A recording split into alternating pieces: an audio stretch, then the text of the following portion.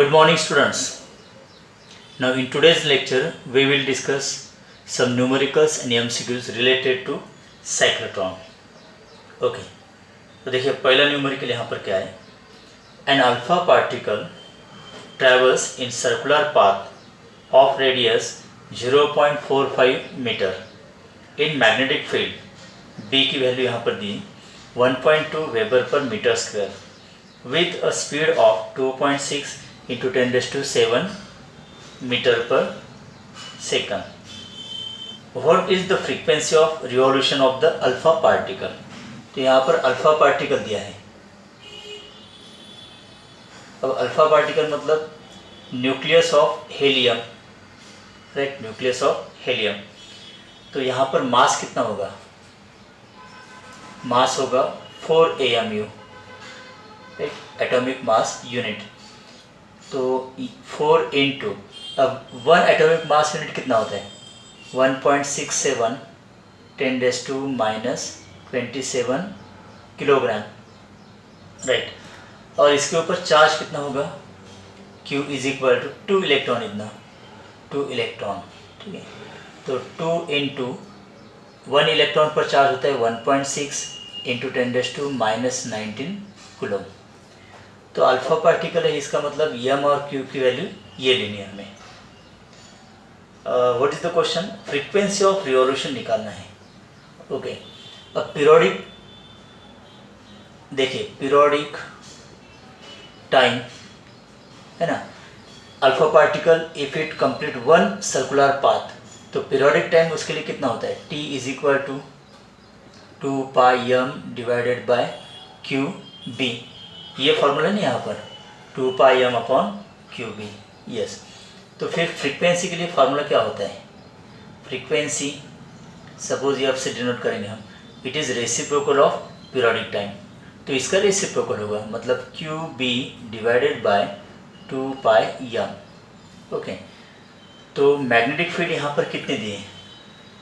Magnetic field यहाँ पर दिए, देखिए 1.2 वेबर पर मीटर स्क्वायर. तो B की वैल्यू है 1.2 वेबर पर मीटर स्क्वायर, ठीक है. तो फ्रीक्वेंसी निकालने मतलब ये फॉर्मूला हम यहाँ पर यूज़ करते हैं. देखिए स्टूडेंट, यहाँ पर F is equal to QB divided by 2πm. Yes. अब इसमें वैल्यूज रखते हैं. Q की वैल्यू कितनी है यहाँ पर? 2 इंटू 1.6 इंटू 10⁻⁻19, बराबर है. Okay. Into B 1.2 whole divided by 2 into pi की वैल्यू होती है 3.14 इंटू यम कितना है यहाँ पर? 4 टाइम्स AMU, मतलब 4 इंटू 1.67 इंटू 10⁻⁻27 किलोग्राम, राइट. अब इसको सिंप्लीफाई करेंगे हम. देखिए 2 गेट कैंसल. अब 1.6 और यहाँ पर कितना है? 1.67. तो अप्रॉक्सीमेटली सेम ही रहता है ना. तो इस तरह के न्यूमेरिकल अगर आ जाते हैं तो यहाँ पर हम इसको निगलेक्ट कर देंगे, बिकॉज दे आर इक्विवेलेंट. यहाँ पर हमारा आंसर आ जाता है लेकिन अप्रॉक्सीमेटली सेम रहेगा, तो इसलिए, ठीक है. अब देखिए यहाँ पर ये 4 1 जा 4, ये कितना होगा? 0.3 हो जाता है ना, राइट. तो अब देखिए 0.3 इंटू 10⁻⁻19, डिनोमीटर में 3.14 बचा है, ठीक है. और ये ऊपर आने के बाद क्या होगा? 10⁻+27 होगा. सो F इज इक्वल टू यहाँ पर 0.3 डिवाइडेड बाय 3.14 इंटू, अब यहाँ पर देखिए -19 और +27, तो ये कितना होगा यहाँ पर? That is +8, right. नो. अब देखिए यहाँ पर F इज इक्वल टू यहाँ पर 3 इंटू 10⁻⁷, राइट, डिवाइडेड बाय 3.14. तो F इज इक्वल टू, अब 3 डिनोमीटर में 3.14, मतलब डिनोमीटर की वैल्यू न्यूमरेटर से ज़्यादा है. तो यहाँ पर 0 पॉइंट, ओके. तो यहाँ पर 9 का डिवीज़न हो जाएगा, 9 समथिंग, है ना. और इंटू 10 टू ये 7, तो यफ कितना होगा फिर 9 इंटू 10 टू 6 हर्ट्स। तो ये आंसर यहाँ पर होगा। तो frequency of alpha particle, that means the frequency of revolution of alpha particle is 9 into 10 to 6 hertz. Okay students, अब second numerical, in a cyclotron magnetic field of 1400 नहीं कितना है 14,000 gauss is used to accelerate proton. How rapidly should the electric field between the D's be reversed? देखिए यहाँ पर proton दिया है, proton particle दिया है। ओके, अब प्रोटॉन पार्टिकल मतलब हाइड्रोजन का न्यूक्लियस होता है। तो मास कितना होगा यहाँ पर 1 AMU, that is 1.67 into 10 to -27 kilogram. Okay, और इसके ऊपर चार्ज कितना होगा 1 इलेक्ट्रॉन इतना, तो ये होगा 1.6 इंटू 10 टू -19 कूलम, राइट। तो मैग्नेटिक फील्ड कितनी दी B 14,000 gauss, that is CGS unit of the magnetic field. अब इसको हमें कन्वर्ट करना होगा in weber per metre square या टेस्ला। तो 1 tesla is equal to 10⁻⁴ gauss होता है, या फिर 1 गॉस इज इक्वल टू क्या लिख सकते हैं 10⁻⁴ टेस्ला। तो चलिए इसको कन्वर्ट करते हैं। अब गॉस का कन्वर्जन अगर टेस्ला में करना है तो 10⁻⁴ से मल्टीप्लाई करो, 14,000 इंटू 10⁻⁴। तो बी की वैल्यू कितनी होगी यहाँ पर, देखिए -4 मतलब डेसिमल पॉइंट 1 2 3 4, तो 1.4 टेस्ला ये वैल्यू होगी उसकी एक्चुअली। अब निकालना क्या यहाँ पर, how rapidly should the electric field between the dees be reversed. देखिए D1 और D2 इनके बीच पॉजिटिव नेगेटिव पोलैरिटी कब चेंज होगी, हाउ फास्ट, है ना, how rapidly the electric field between the dees be reversed. मतलब यहाँ पर पॉजिटिव है, यहाँ पर नेगेटिव है, तो ये पॉजिटिव और ये नेगेटिव कब होगा, इसका मतलब जब यहाँ पर हमें पता है कि प्रोटॉन पार्टिकल अगर एक डी कंप्लीट कर लेता है, मतलब सेमी सर्कुलर पाथ, तो यहाँ पर ये पोलैरिटी चेंज हो जाती है। तो सेमी सर्कुलर पाथ के लिए हम स्मॉल टी यूज़ करते हैं, that is half of periodic time, है ना। तो टी के लिए फॉर्मूला क्या होगा फिर, T is equal to πm divided by Q B, बराबर। बिकॉज टी के लिए फॉर्मूला क्या होता है, T is equal to that is periodic time 2πm/QB, ये फॉर्मूला है ना। तो स्मॉल टी मतलब उसका हाफ होगा, तो ये होगा यहाँ पर।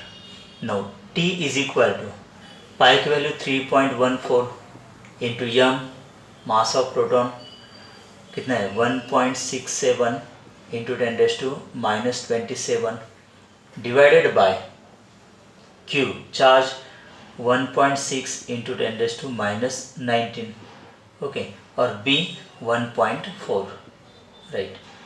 तो t इज इक्वल टू, अब देखिए 1.6 और 1.67 हम निगलेक्ट कर देते हैं, मतलब यहाँ पर कैंसिल हो जाएगा, ठीक है। तो ये 3.14 डिवाइडेड बाय 1.4 इंटू 10 का पावर कितना होगा -27, और ये ऊपर आने के बाद क्या होगा 10⁻⁻19 होगा। तो t इज इक्वल टू, इसको हम 31.4 डिवाइडेड बाय 14, डेसिमल पॉइंट एक एक डिजिट्स राइट साइड शिफ्ट कर देते हैं, तो 31.4/14 हो जाएगा।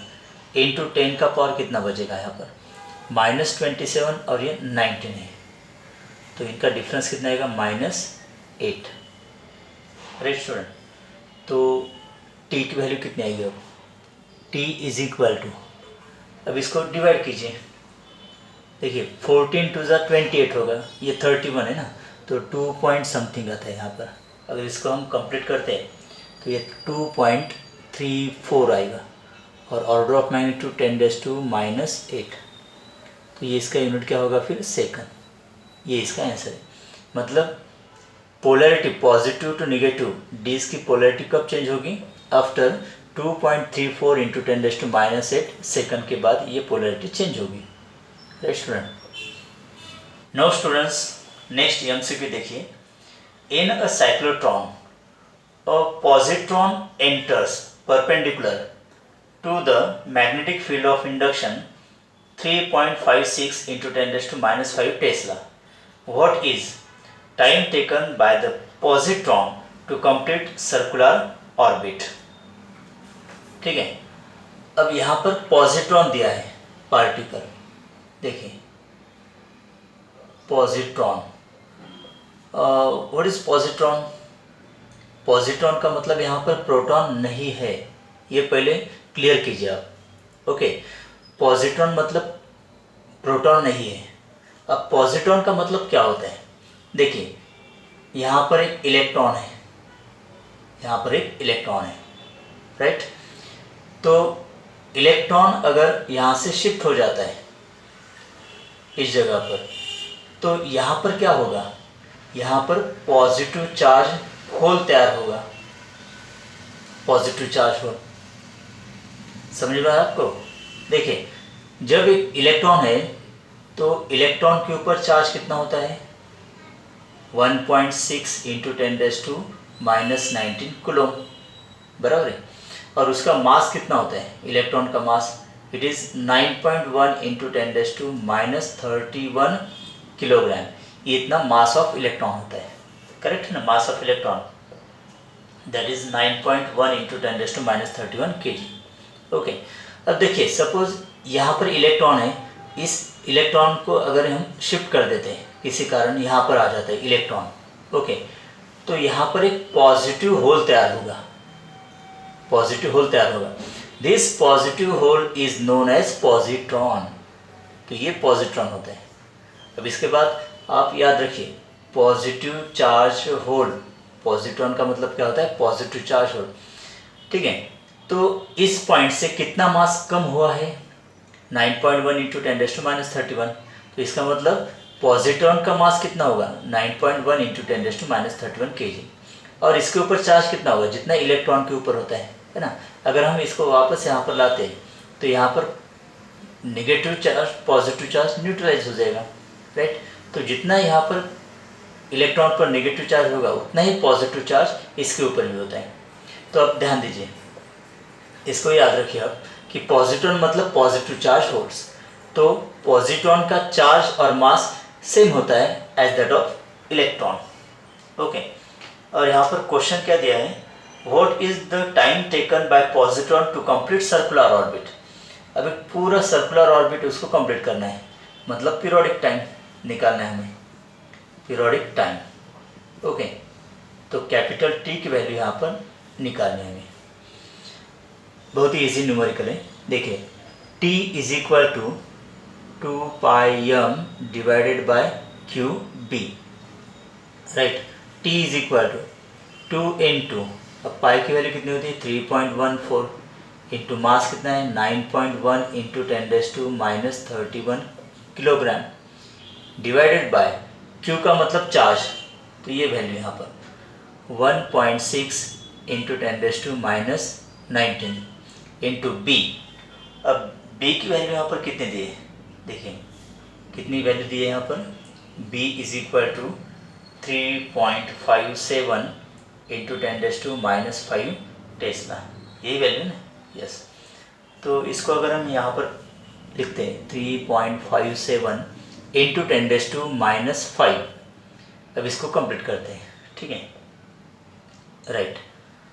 तो यहाँ पर कितना आएगा? देखिए 3.14 into 2 that is 6.28, okay, into 9.1 into 10⁻31 whole divided by, अब यहाँ पर 1.6 इंटू ये 3.57, okay, into 10 to the power, अब -19 और -5 कितना होगा? ये होगा 10⁻24। अगर इसको ऊपर लेके आते तो 10⁻+24 हो जाएगा ये, राइट।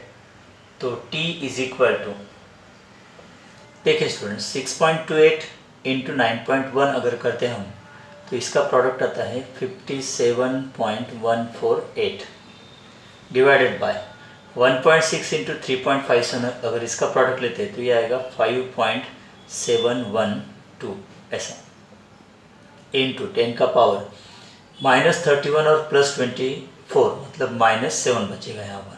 ठीक है, अब देखिए t इज इक्वल टू 5.71 और यहाँ पर कितना है 57.1, समझ में आ रहा आपको, 5.71 और ये 57.1, तो ये इसके 10 टाइम्स ज़्यादा है, तो यहाँ पर 10 होगा, राइट, इंटू 10⁻⁻7 ये सेकंड, मतलब t is equal to 10⁻⁻6 second. Okay, t is equal to micro second, तो ये ऑप्शन रहेगा। मतलब ऑप्शन कौन सा होगा यहाँ पर, ऑप्शन नंबर ए, तो ये ऑप्शन होगा यहाँ पर 1 माइक्रो सेकंड। ओके, देखिए next numerical, what is the kinetic energy of proton in cyclotron if radius of circular path is 1 meter and magnetic field 1 into 10⁻⁻4 Tesla. देखिए बहुत ही सिंपल न्यूमेरिकल यहाँ पर। तो प्रोटॉन पार्टिकल यहाँ पर दिया है, प्रोटॉन, तो प्रोटॉन के लिए हमें पता है मास कितना होता है 1 AMU, बिकॉज प्रोटॉन का मतलब हाइड्रोजन का न्यूक्लियस है ना, तो मास होगा 1 AMU, दैट इज 1.67 10⁻⁻27 किलोग्राम, और चार्ज कितना होगा यहाँ पर 1 इलेक्ट्रॉन इतना, so it is 1.6 into 10⁻⁻19 coulomb. ठीक है, रेडियस ऑफ सर्कुलर पाथ कितनी दिए 1 मीटर एंड मैग्नेटिक फील्ड दिए यहाँ पर कितनी 1 इंटू 10⁻⁻4 टेस्ला। काइनेटिक एनर्जी हमें निकालनी है, तो काइनेटिक एनर्जी का फॉर्मूला पता है हमें, kinetic energy is equal to yes half r² q² b² divided by young, right. तो इसमें वैल्यूज रख के कंप्लीट कर दिए इसको। तो kinetic energy is equal to half into r मतलब 1 स्क्वायर इज 1, ओके, q का स्क्वायर मतलब चार्ज, तो ये 1.6 इंटू 10⁻⁻19 ब्रैकेट का स्क्वायर होगा, डिवाइडेड बाय नहीं b² बाकी नहीं यहाँ पर, तो b की वैल्यू ये लेते हैं हम, इंटू 10⁻⁻4 ब्रैकेट का square divided by young 1.67 into 10⁻⁻27 kg। तो चलिए इसको कंप्लीट कर लेते हैं। E is equal to half into, अब इसको 1.6 इंटू 1.6 स्क्वायर है ना, इसलिए डबल लिखा है, इंटू 10 का पावर क्या होगा 19 का डबल -38 होगा, इंटू अब ये 10⁻4 है तो उसका square 10⁻⁻8 whole divided by 1.67, okay.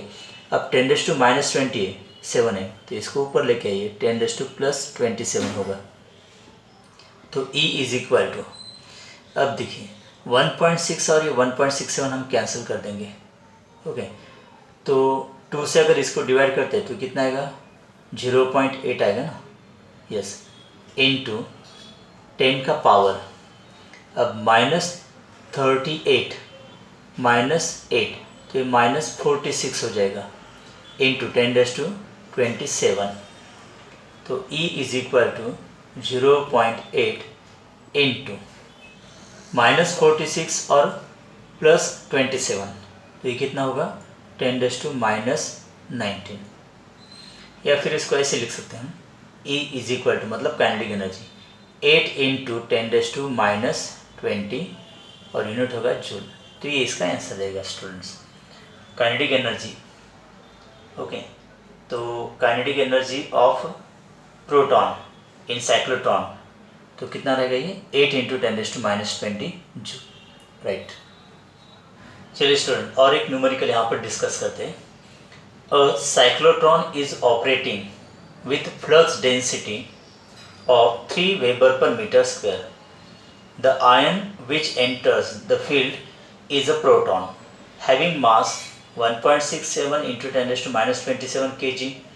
If maximum radius of orbit of the particle is, कितना दिया है यहाँ पर 0.5 मीटर. यस.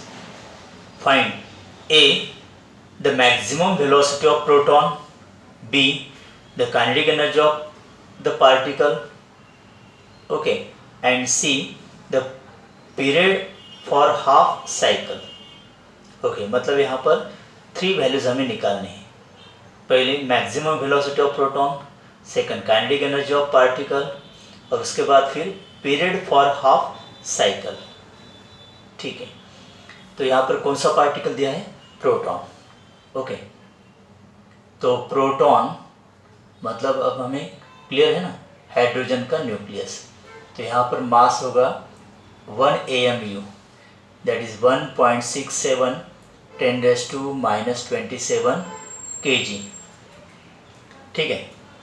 उसके बाद चार्ज कितना होगा यहाँ पर? 1 इलेक्ट्रॉन इतना, तो 1.6 इंटू 10 raised to माइनस कितना 19 कूलम. यस.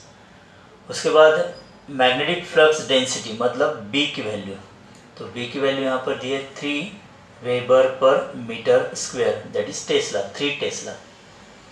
और the maximum radius of orbit of the particle मतलब R की वैल्यू यहाँ पर, तो 0.5 metre. Maximum radius of circular path मतलब that is also the radius of the D. चलिए 3 वैल्यू कौन कौन से यहाँ पर निकालनी है. पहले मैक्सिमम वेलोसिटी निकालते हैं, मतलब V की वैल्यू हमें निकालनी है जो मैक्सिमम होगी. ठीक है. तो मैक्सिमम वेलोसिटी कब होगी पार्टिकल की? जब वो इजेक्ट होता है from the window of the cyclotron. तो ये पहली वैल्यू निकाली. Second value the kinetic energy of particle मतलब E की वैल्यू निकालनी होगी. ठीक है. और last the period for half cycle मतलब स्मॉल t. ओके. तो ये तीनों वैल्यूज हम यहाँ पर निकालेंगे वन बाय वन. तो पहले V के लिए फार्मूला हमारे पास है, V is equal to QBR divided by M. ये वाला फार्मूला है, यहाँ पर यूज़ करेंगे हम. तो V is equal to Q कितना है यहाँ पर 1.6 into 10 raised to minus 19 into B 3 into R कितना है 0.5 डिवाइडेड बाय मास कितना है 1.67 into 10 raised to minus 27. Okay. तो V इज इक्वल टू यहाँ पर आएगा, देखिए 1.6 इंटू 3 कितना होगा ये, that is 4.8. Okay. Into 0.5 divided by 1.67. Okay. Into 10 का पावर कितना होगा, देखिए माइनस 19 और ये ऊपर आने के बाद 10 raised to प्लस 27. राइट. देखिए यहाँ पर V इज इक्वल टू इसका प्रोडक्ट कितना आएगा 2.4 डिवाइड बाय 1.67. ओके. इंटू 10 का पावर कितना होगा, यहाँ पर होगा 8 है ना, माइनस 19 प्लस 27 दैट इज 8. अगर इसको हम डिवाइड करते हैं यहाँ पर 2.4 को 1.67 से, तो ये कितना आएगा यहाँ पर 1.437 ऐसा कुछ आता है into 10 raised to 8. Okay. V is equal to 1.437 into 10 to the power 8 metre per second. तो ये स्पीड होगी यहाँ पर. Right student. अगर हम यहाँ पर देखें 1.6 और 1.67 अगर कैंसिल कर देते हैं तो यहाँ पर कितना होगा 3 इंटू 0.5 दैट इज़ 1.5. तो 1.5 into 10 raised to 8 metre per second ये स्पीड आ जाती थी, है ना. तो करीबन आंसर सेम ही आ जाते हैं. ओके. ये तो हो गया velocity, first answer. No kinetic energy E is equal to, यहाँ पर हम फार्मूला कौन सा ले सकते हैं, हाफ mv². ये वाला डायरेक्ट हम यूज़ कर सकते हैं बिकॉज हमें वेलोसिटी अब पता होगी. तो E is equal to half. Okay. Mass यहाँ पर है 1.67 into 10 raised to minus 27 into, अब V मतलब इसका स्क्वायर होगा 1.437 ब्रैकेट का स्क्वायर नहीं, इंटू 10⁸ ब्रैकेट का स्क्वायर।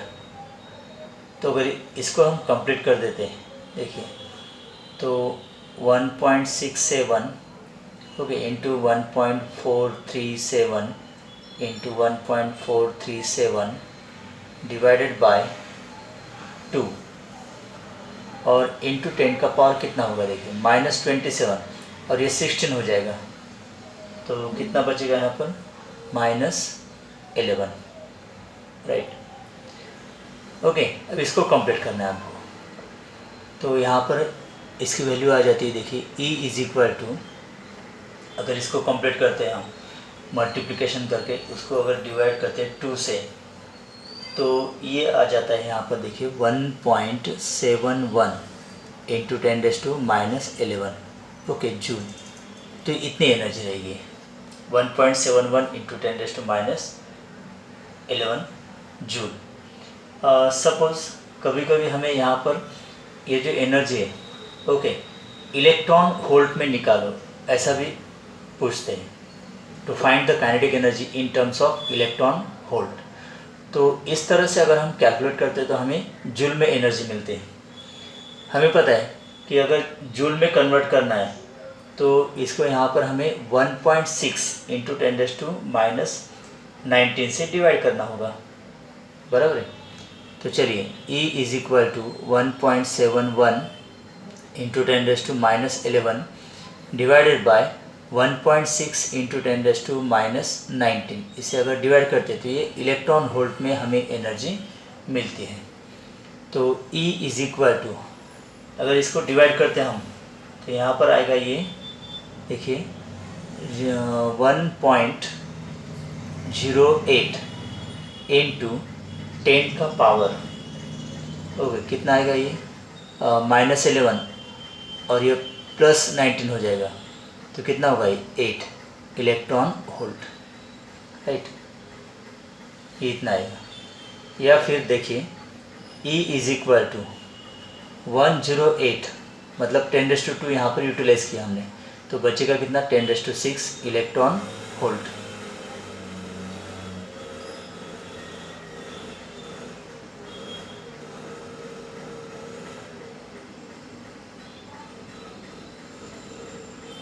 ओके, तो देखिए 108 इंटू 10⁻6 इलेक्ट्रॉन वोल्ट इतना आता है, और इसको हम ऐसे लिख सकते हैं 108 10⁻6 का मतलब मेगा इलेक्ट्रॉन वोल्ट। तो इस तरह से हम जूल को इलेक्ट्रॉन वोल्ट या फिर मेगा इलेक्ट्रॉन वोल्ट में कन्वर्ट कर सकते हैं, राइट स्टूडेंट्स। अब उसके बाद T की वैल्यू हमें निकालनी है, राइट स्टूडेंट। तो चलिए T की वैल्यू हम इस स्पेस में यहाँ पर निकालते हैं। तो टाइम कौन सा निकालना है हमें, the period for half cycle, तो स्मॉल t है ना, तो ये फार्मूला होता है πm divided by QB, okay. या फिर देखिए हमें यहाँ पर v की वैल्यू पता है, तो टाइम मतलब जनरल टाइम का फार्मूला क्या होता है, distance covered, okay, during half cycle, तो डिस्टेंस कितना कवर होगा πr डिवाइडेड बाय v। तो इस फार्मूले से भी हम t की वैल्यू निकाल सकते हैं, राइट।